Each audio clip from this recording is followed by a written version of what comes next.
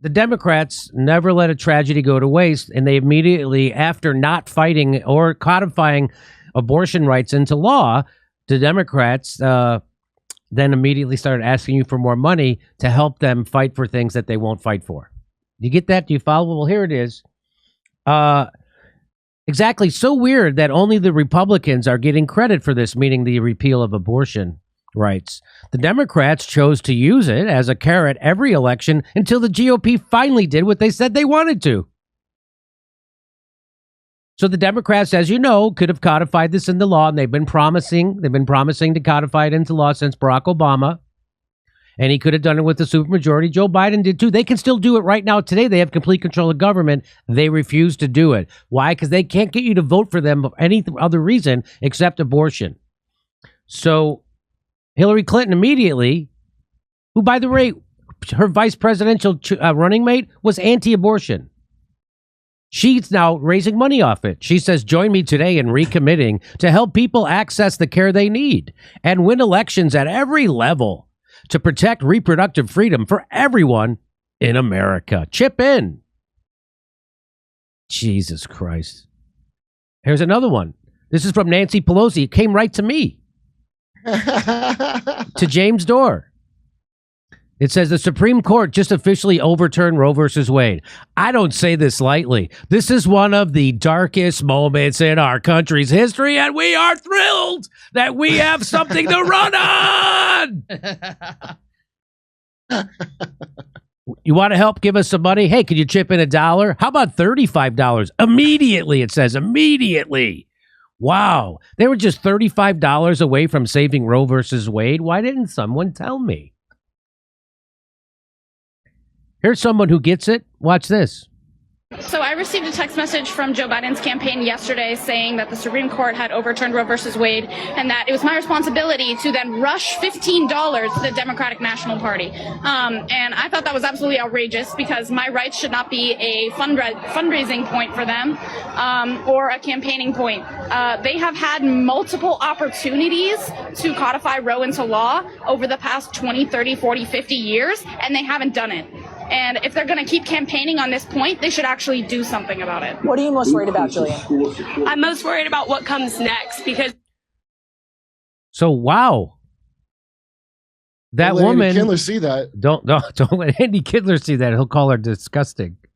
Sickening. She seems like she gets it. She seems like she gets it. Would you like to hear that again? Because these are the people... By picking anti-abortion, Tim Kaine, Hillary testing feminist loyalty, and she's laughing in your face.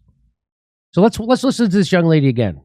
So I received a text message from Joe Biden's campaign yesterday saying that the Supreme Court had overturned Roe versus Wade and that it was my responsibility to then rush $15 to the Democratic National Party. And I thought that was absolutely outrageous because my rights should not be a fundraising point for them or a campaigning point.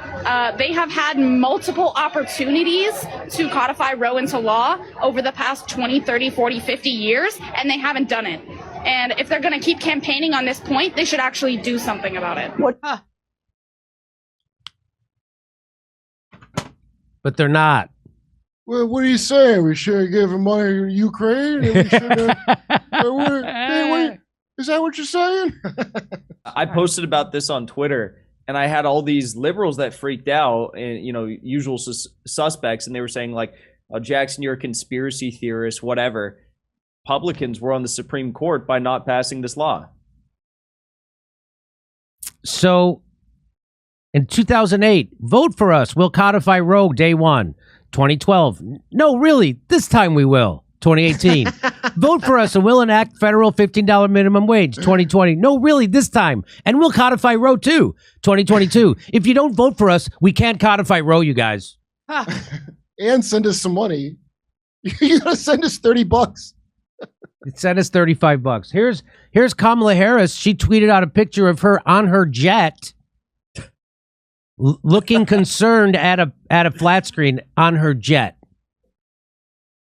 She says, "I know there are women out there who are afraid.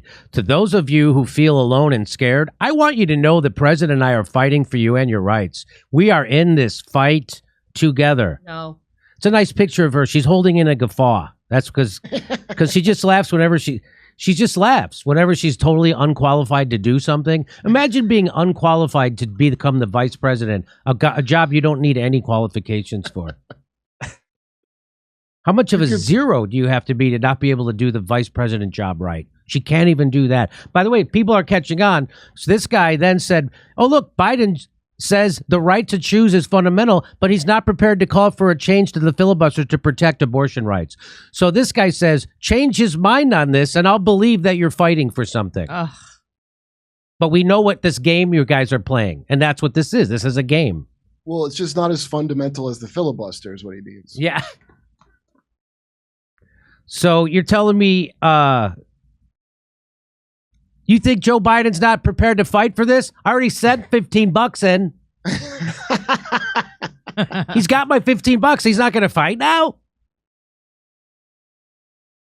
So the Democrats already fundraising off your misery because that's all they have. And as Donnie Deutsch says, they have to scare the hell out of you to get you to vote. Oh, I wish I would have had that video in these. I should have been playing that all day today. Donnie Deutsch saying the Democrats can't run on the economy, so they got to scare the hell out of people. And they got it. July 3rd, we're doing a live show in Los Angeles, and then we're going to Chicago, Sacramento, San Diego, Bakersfield. See you there. Go to jimmydorecomedy.com for a link for all our tickets.